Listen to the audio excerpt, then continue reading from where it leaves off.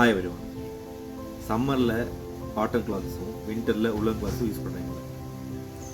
ஆனால் ஒவ்வொரு சீசனுக்கும் ஒவ்வொரு ஃபுட் ஹேபிட்ஸ் ஃபாலோ பண்ணுறீங்க இல்லை. அதனால தான் சீசனல் சேஞ்சஸ்னால வரக்கூடிய டிசீஸ், அதாவது கோல்ட், சோர் த்ரோட், ஃபீவர், டயரியாலாம் வருது. அதை தவிர்க்கிறதுக்கு ஆயுர்வேதத்தில் ரித்துச்சரியான்னு ஃபாலோ பண்ணுறோம், அதாவது சீசனல் ரொட்டீன். இப்போ நம்ம ஒவ்வொரு சீசனாக பார்க்கலாம். வின்டர், ஏர்லி வின்டர், அதாவது குளிர்காலம். டைஜஷன் ரொம்ப நல்லாயிருக்கும். நீங்கள் நரிஷிங், ஆயிலி, ஹெவி ஃபுட்டை சாப்பிட்டு எக்ஸசைஸ் பண்ணி உங்கள் பாடியை பில்ட் பண்ணணும். ஸ்ப்ரிங் சீசன், அதாவது வசந்த காலம். உங்கள் பாடியில் இருக்க கஃபம் மெல்ட் ஆகி உங்கள் பாடி ரொம்ப ஹெவியாக ஃபீல் ஆகும்.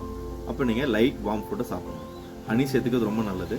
நான் டே ஸ்லீப் அவாய்ட் பண்ணுறேன். சம்மர் சீசன், வெயில் காலம், பித்தம் இன்க்ரீஸ் ஆகி உங்கள் பாடியில் இருக்க ஹீட் ஜாஸ்தி ஆகும். அப்போ கூலிங்காக ஐட்டம்ஸ் எடுக்கிறது ரொம்ப நல்லது. அதாவது குக்கும்பர், கீ, கோகனட் வாட்டர். ஓவராக எக்ஸசைஸும் பண்ணக்கூடாது. மான்சூன் சீசன், மழைக்காலம், வாதம் இன்க்ரீஸ் ஆகி பாடிலுக்கு பெயின் ஜாஸ்தியாகும். அதனால லைட் வார்ம் ஃபுட் சாப்பிட நல்லது. சுடு தண்ணி குடிக்கிறது ரொம்ப நல்லது. கோல்டு ரா ஃபுட்டை சாப்பிடவே கூடாது.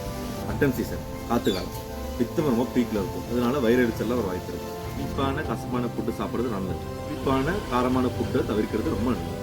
இதெல்லாம் ஃபாலோ பண்ணுறதுனால உங்கள் பாடியில் இருக்க வாதம், பித்தம், கஃபம் மூணுமே பேலன்ஸ்டாக இருக்கும். சீசனல் சேஞ்சஸ்னால் வரக்கூடிய டிசீஸை தவிர்க்கும். உங்கள் பாடியில் இருக்க டைஜஷன், இம்யூனிட்டி, எனர்ஜியை இம்ப்ரூவ் பண்ணும். Body is a part of nature, so live with nature rhythm. Follow Rutucharia and feel the difference in every season. Thank you. Signing off.